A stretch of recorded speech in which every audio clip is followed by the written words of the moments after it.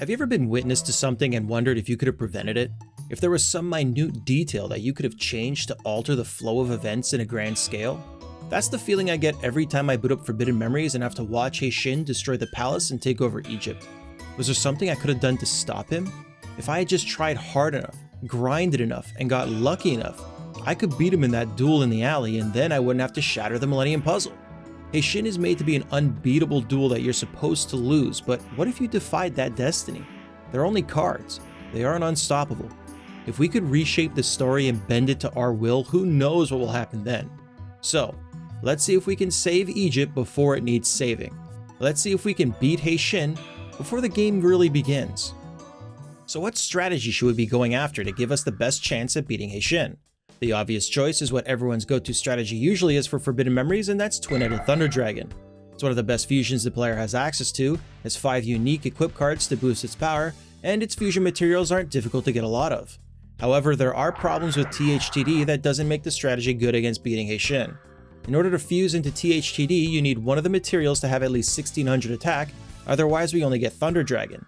Now normally that wouldn't be a big issue because Thunder Dragon, get this, is treated as a thunder and a dragon, so fusing either into it will make Twin-Headed Thunder Dragon. But we aren't normally playing to beat Heishin in a duel, and he doesn't give us any time to set our board up like other easier duelists in the campaign. About half the time, Heishin will play a monster on turn 1 with 3500 attack, giving us no breathing room to dump our hand and get the cards we need. The only monster that is available to us with at least 1600 attack that can fuse into THTD is Dragon Zombie, so most of our hands will need 3 monsters to make a Twin-Headed Thunder Dragon, plus 2 equip cards to boost it past the 3500 attack barrier. That's just not consistent enough, even with 3 copies of Dragon Zombie, so we need a better strategy. One detail about the Heishin duel that we can't ignore is that the field starts with Yami activated, so spellcasters and fiends get a 500 attack and defense boost. Heishin does have many monsters that take advantage of the Yami field, but his strongest monsters do not, so we can build a deck where our entire strategy is taking advantage of the Yami field to give our monsters the boost they need to rival Meteor Black Dragon and Perfectly Ultimate Great Moth. I have devised 5 fusions that are available to us that utilize the Yami field and have some synergies with each other, so the deck will have minimal dead draws.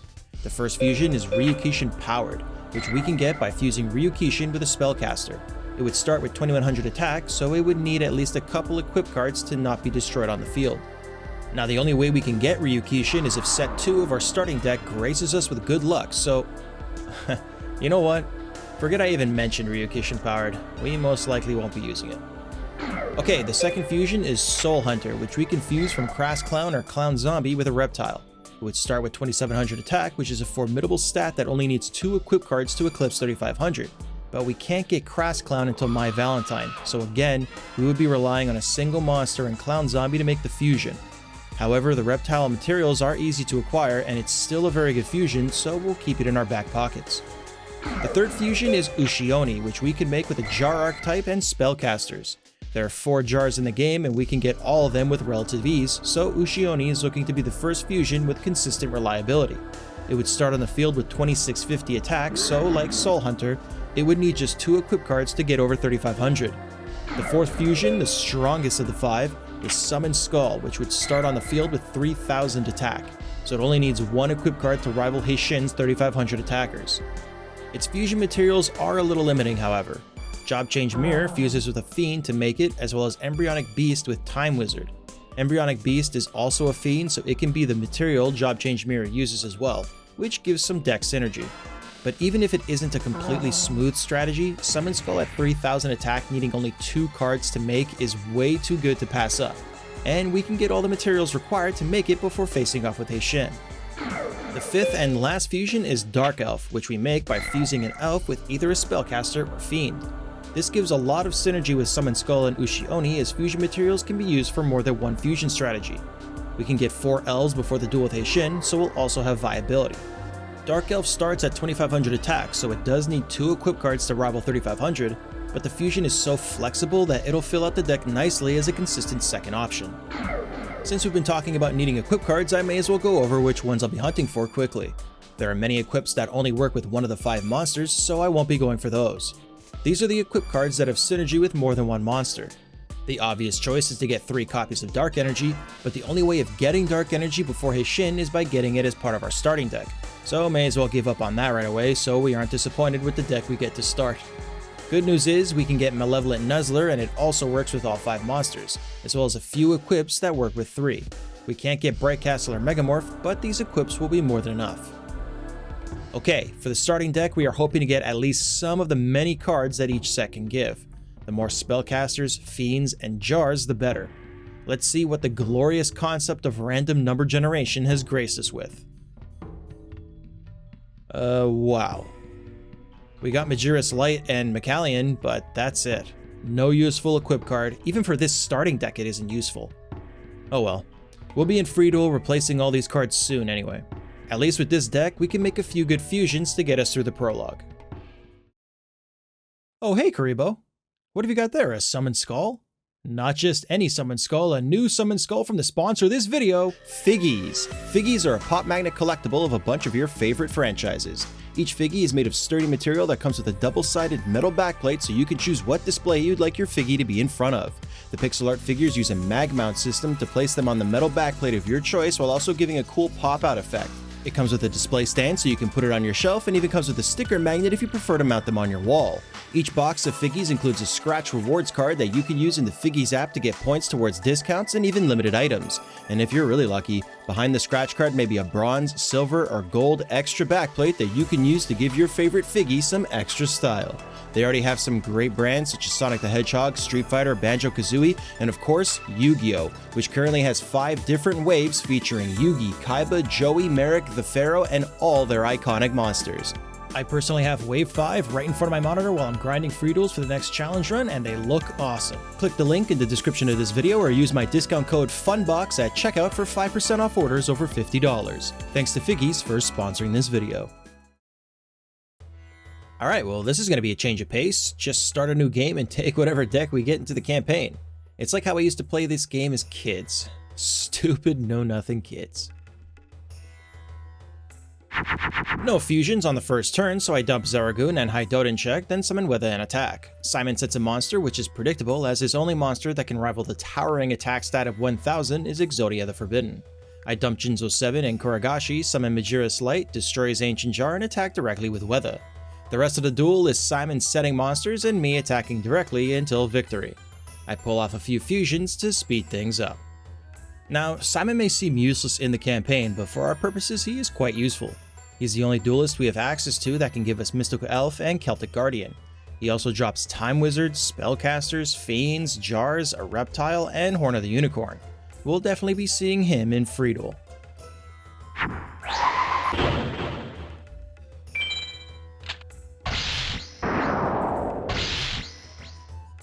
We win Haniwa, which is better to have than most of our monsters, so I switch it in for Oguchi. We maintain the tradition of going straight into the duel grounds to duel our friend Teana and our not friends, the villagers. Teana does have a few card drops that would be beneficial for us, but they'll eventually be power crept out of our deck, so this is the only time we'll get to duel her. 2 Terrible Insects isn't a good hand, so I dump them and play Lady of Faith in attack. Teana has a deck pool consisting of the lowest stat monsters in the game, so like the duel with Simon Muran, all she'll be doing is setting monsters while I try my best to remember all the fusions I can make. I draw Weather Control, so I fuse it with the Lady of Faith on the field to make Dark Witch and destroy Teana's Tamasaurus. Another hand that has no fusions for us to make, so I dump all the monsters and play Hitatsumi Giant to destroy another of Teana's dinosaurs. I don't even know why I'm saving Steel Shell in my hand. It's not like there's anything in our deck that can use this piece of shit equip. It only works on like 16 monsters in the game. The only equip worse than that is Magical Labyrinth, which only boosts Labyrinth Wall, and I guess Elegant Egotist, but that isn't really an equip card even though it's technically listed as one. Teana gave us an awesome drop in Mask of Darkness, which will be good to make Summoned Skull and Dark Elf. As most of you all know by now, Villager 1 is the Ritual Gatekeeper. You need a shitty ritual card, Villager 1 is the guy to go to. For our purposes, he's also the guy to go to get much needed trap cards in order to grind Atex in free duel. He also drops some decent fusion materials at high drop rates, that which feeds on life, and Black Pendant. I dump Steel Shell because it's useless and Weather Control, then summon Majira's Light and attack. These first 3 duels, as long as you get something on your field in the first turn with at least 600 attack, you'll most likely win. I fuse Wood Clown with Cyber Commander to make Cyber Clown, attack with Majira's Light, destroying Ancient Jar and attacking with Cyber Soldier directly. Nothing to fuse from the hand, but Air Mammoth of Nefariousness can fuse with Cyber Soldier to make Dice Armadillo, destroy a Sinister Serpent, and attack directly with Andrew Dice Clay. Absolutely nothing to fuse into with this hand, so dump it all and keep Mask of Darkness. One more turn will end the duel.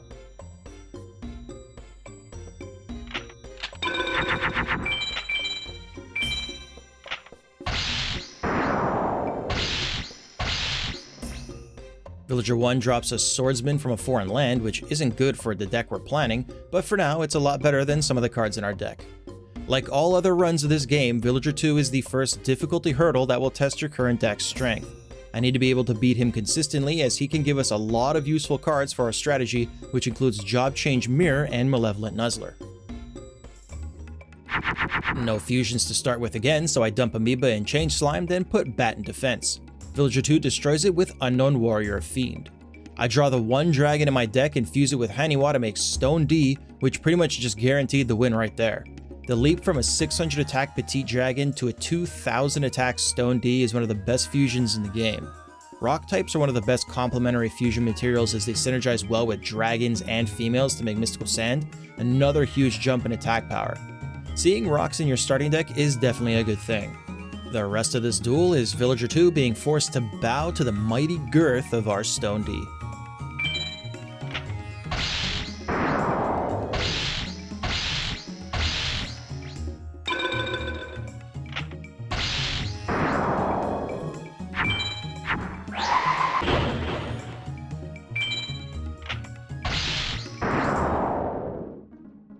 Mechamole Zombie is whatever, but still better than Amoeba, so I make the swap. Well, that really wasn't a difficult duel, and since Villager 3 has a very similar deck to Villager 2, maybe this next duel will be easy also.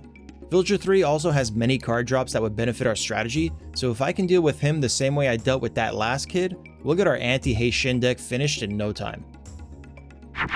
Fantastic start with Haniwa and Queen's Double to make Mystical Sand, which pretty much sealed the deal on this duel turn 1. The only monster Villager 3 has that can attack over a Mystical Sand is Jurai Gumo, but unfortunately for him, it has only a 1 out of 2048 chance to be in his deck. I fuse Swordsman from a foreign land with Bladefly to make the pathetic Cockroach Knight, which Villager 3 destroys with Supporter in the Shadows. We've seen this fusion before. You know what I never understood? Why doesn't Weather Control fuse with an Aqua monster to make Weather Report? Doesn't that seem like a perfect fusion that just makes sense? They're the same monster, just different colors, and the attack and defense gains would make it a decent fusion. There are a few monsters in this game that I feel should be able to fuse into others, but just don't. Do you have any of your own ideas of what fusions you would add to the original card pool? Another one I have is that I feel Petite Moth and Larva Moth should be able to fuse with Cocoon of Evolution to make Great Moth, but this one doesn't matter much because no duelists in the game drop any of these cards. Well, anyway, Villager 3 gave us Supporter in the Shadows, which is a decent warrior, I'll take it. Now that we've completed the duel grounds, we have a lineup of duelists that we can beat on until they give us the cards we need, starting with our mentor, Simon Muran. I'm just imagining Simon getting absolutely fucking blasted, so he gives me Celtic Guardian or something.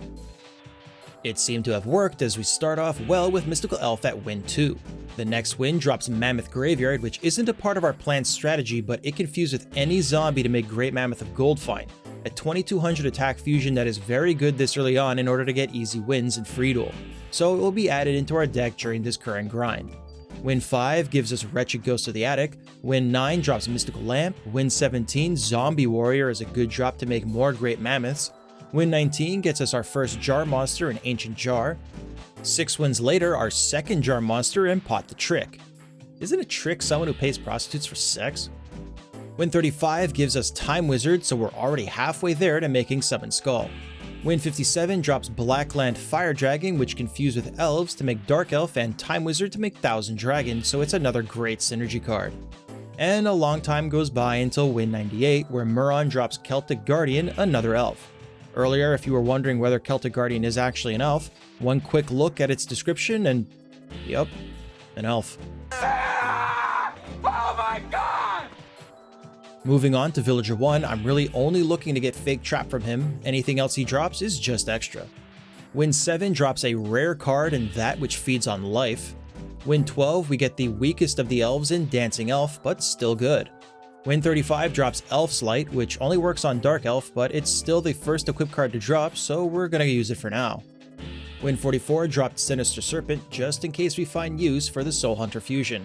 Next win drops House of Adhesive Tape, so I have to keep dueling Villager until he drops the good trap card in Fake Trap at win 87. One more duelist to grind for now. We go from Villager 1 to 2 for a chance to get Job Change Mirror and other fusion materials. Win 12 gives Dark Titan of Terror a good attack fiend. Win 22, Mass Sorcerer, a decent spellcaster. Win 48, our third Jar and Dragon Piper, which looks eerily similar to that trick motherfucker. And win 74 drops Yami, which we can use to boost our monsters from now up until we're ready to face Heishin. It can also fuse into itself to make dark energy, which is a cool bonus. After 75 wins, I think we've spent enough time in Free Duel and have made a pretty insane deck already for this stage of the game. So let's go back into the campaign to test our deck on a couple lab rats named Jono and Seto. Jono is not going to be ready for the onslaught we're about to inflict unless he somehow miraculously fuses his baby dragon with Time Wizard to make Thousand Dragon, but even then, we can make one of our own too. First play is a fusion of Blackland Fire Dragon and Dancing Elf to make the beautiful Dark Elf. Jono sets a monster. That last fusion looks so good, how about we do it again? Destroy Jono's Key Mace and attack directly. 2000 damage per attack means duels will be going pretty fast. Especially when every turn results in a Dark Elf and every so often that Dark Elf gets a boost from Elf's Light. Already the deck is displaying incredible consistency and we aren't even done improving it. Our fourth Dark Elf fusion in a row. I wish real life was this easy. Feeling lonely? Just spawn in a group of Dark Elves and let them take care of you. Now, Seto has the potential to give us a good duel if he summons Gaia the Fierce Knight. He can even boost it with Sogen. That is wishful thinking though, it rarely ends up that our opponent duels at full strength. He is a great duelist for us to grind cards for as he is the only one we have access to that drops Embryonic Beast and Raigeki, two cards that will be great to have at 3 each for easier summoning and board removal. Start things off setting Elf's Light for next turn. Seto fuses Key Mace with Haniwa to make Mystical Sand and attack me directly. I draw another Elf's Light, make my own Mystical Sand, boost it with the Elf's Light in my hand, and destroy Seto's weaker, inferior Sandwoman. Seto is forced to set a monster. Fuse Mass Sorcerer with Pot the Trick to make our first Ushioni, destroy Seto's Ryukishin powered with Mystical Sand, and give him a 2150 life point hit. Another set. At this point, this duel is a showcase of our current deck's potential. I play Yami to boost our Ushioni's stats and attack once again. Seto sets his final monster.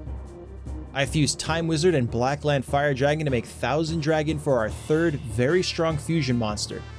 When you were playing this game as a kid, did you ever imagine being able to make monsters this strong this early on? It feels awesome. Our deck has proven to be pretty powerful, but it still can't rival Heishin yet. So we go back to dueling Villager 2 to get our Ace Fusion monster in Job Change Mirror in order to start making Summon Skull. At win 81 we get Dark King of the Abyss, another fiend. Shortly after at win 90, Mirror Mirror on the Wall. A lot of people go through life needing a job change mirror every now and then. Did you study 4 years to become a nurse, but then shortly after taking your first job in the field you realize you fucking despise interacting with other people? Job change mirror. Have you become a successful investor with a diversified portfolio, most of which was put into safe housing bonds, but you didn't realize it was 2008? Job change mirror. Did you get drafted as the #1 pick in the 2007 NBA draft, only to immediately have your knees give out on you, resulting in 5 separate major knee surgeries that limited you to only playing 114 games and completely ended your career? Job change mirror. This example isn't really a joke. Greg Oden being forced to completely shift career paths because his body couldn't hold up to no fault of his own really stuck with me over the years. How life can tell you no, and you have to abide by its decision, needing to adapt and accept it. I still think about you every so often, Greg. Not in a sexual way. Okay, fine, in a sexual way. With access to our strongest fusion, grinding will be much quicker for us to solidify our strategy and complete our deck. It's time for Villager 3 to get a proper beating, so he drops more fiends for us to use to make Summon Skull and Dark Elf, as well as the equip card Malevolent Nuzzler to boost them. Win 6 drops. How many times do we have to teach you this lesson, old man? That's better. Win 10 drops Invisible Wire, which won't be in our final deck, but will help get me 8 techs easier in Free Duel. Win 14, Villager 3 seems to have learned his lesson and gives us Malevolent Nuzzler. Never mind. It took me another 43 duels for him to drop our last and final elf, Wing Egg Elf. At least the very next win dropped Versago the Destroyer, so we have enough fiends now and can stop beating on the elderly. Labrat 2 is making a quick return so we can get Raigeki to wipe out powerful threats and Embryonic Beast for more Summon Skull fusions. Win 9 got us Raigeki. I rarely have more than one Raigeki in my deck, this should be fun. And win 30 dropped the Embryonic Beast. We're almost done, just need to replace Axe of Despair with Black Pendant, as it can equip to both Summon Skull and Dark Elf. We'll choose Labrat 1 to grind 8 techs even though Villager 1 has the same drop rate, just to give him a break. I feel bad. I am a benevolent prince after all. Win 8, Jono gives us Dark Hole, which will be a good addition to round out the 40 card requirement. And win 47 drops Black Pendant, so we are officially done with the grind. Let's take a look at our final, capable of beating Heishin's ass to death deck. 30 monsters, 6 equip cards, and 4 magic cards.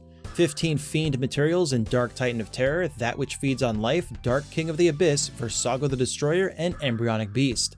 9 elves in Celtic Guardian, Mystical Elf, and Wing Egg Elf to fuse with our fiends to make Dark Elf. 3 Job Change Mirrors and 3 Time Wizards to make the Archfiend Summon Skull, Black Pendant and Malevolent Nuzzler to boost any fusion we make, and 3 Raigekis in a Dark Hole for board removal. Honestly, this is looking like a pretty good deck that could even take us all the way to the final 6. We are ready to save Egypt before it even needs saving. To divert Destiny into a new path that we are in control of. I kind of feel like future Trunks in Dragon Ball Z when he meets his timeline Cell and obliterates him before he can even be considered a threat. We head back into the campaign, tell Simon Muran we've had a long ass day in Free Duel and need to rest our pretty little head. Heishin comes knocking like Hagrid from Harry Potter. We fake making a run for it to lure him in the back alley where no one will see what we're doing. And we challenge the arrogant Heishin to a duel. He's about to get a really rude awakening. No fusion to start, so I set Raigeki down.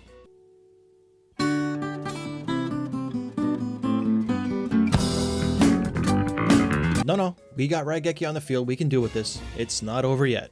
Still no fusion, but we have 2 Malevolent Nuzzlers for when we do get one. I dump the 3 monsters, take out the 4500 attack Behemoth, and put Dark Titan of Terror in defense.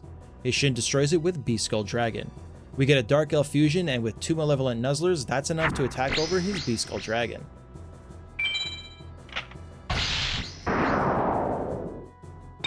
Heishin is now on the defensive. Embryonic Beast and Time Wizard right next to each other, it's like they're begging to be fused into Summon Skull. Dark Elf destroys Heishin's face down Wall Shadow and Summon Skull does 3000 damage. I bet Heishin is realizing now that his fate is sealed. Another Raigeki takes out his one and only defense, and just like that, we successfully make a comeback, defeat Heishin, and now we get to witness for the first time what happens when we prevent Heishin's takeover and save Egypt, really before it even needs saving.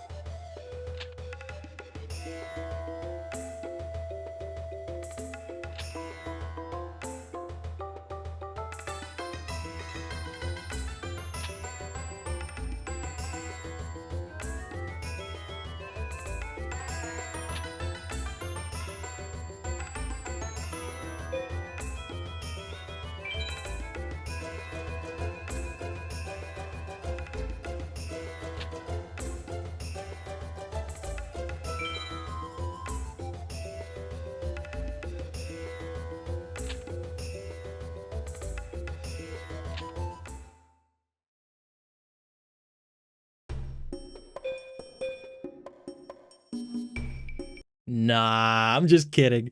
When you beat Heishin, all that happens is he briefly compliments you before immediately challenging you once again, and if you keep winning, you're stuck in an endless loop until you intentionally lose the duel. But how cool would it have been if there was a secret, alternate quest line for taking care of Heishin before the Millennium Puzzle gets shattered? Maybe one day I'll make my own mod. That's modifications for short, I know the lingo. And we all can see firsthand what happens to us when we confront the other high mages. So, can we beat YuGiOh Forbidden Memories before Egypt needs saving? Technically no, but if we could, we'd be able to. Our final deck was pretty great. There are no major upgrades we can add to it except if we use all the star chips that we have accumulated on our dueling glove. Then we could do a lot. We can get another elf and Gemini elf. Hell, we can just flat out buy dark elf for the same price. Buy a few fiends that can hold their own like La Jin, the mystical genie, King of Yamamakai, Dragon Seeker, Air Eater, Ushi Oni, Soul Hunter, and Bakuri Box. Lastly, we could buy another equip card in Dark Energy. I guess what I'm saying is if you slave away long enough in free duel like I do, you can get anything. Speaking of which, I had 410 total wins in free duel to complete this run, not the worst grind I've done, and it was fairly easy with no losses. Well, that's it. Thank you for watching and making it all the way to the end. I want to give special thanks to my channel members and their continued support. Zimble and Trent L in S-Tech, Devious in S-Pow, and Simbarine and Jean Tates 9301 in A-Pow. I really appreciate all your support, it means a lot. Please feel free to comment what else you would like to see from me, don't forget to subscribe so you don't miss out on future videos, and check out other challenge runs I've done. Alright, see you in the next one.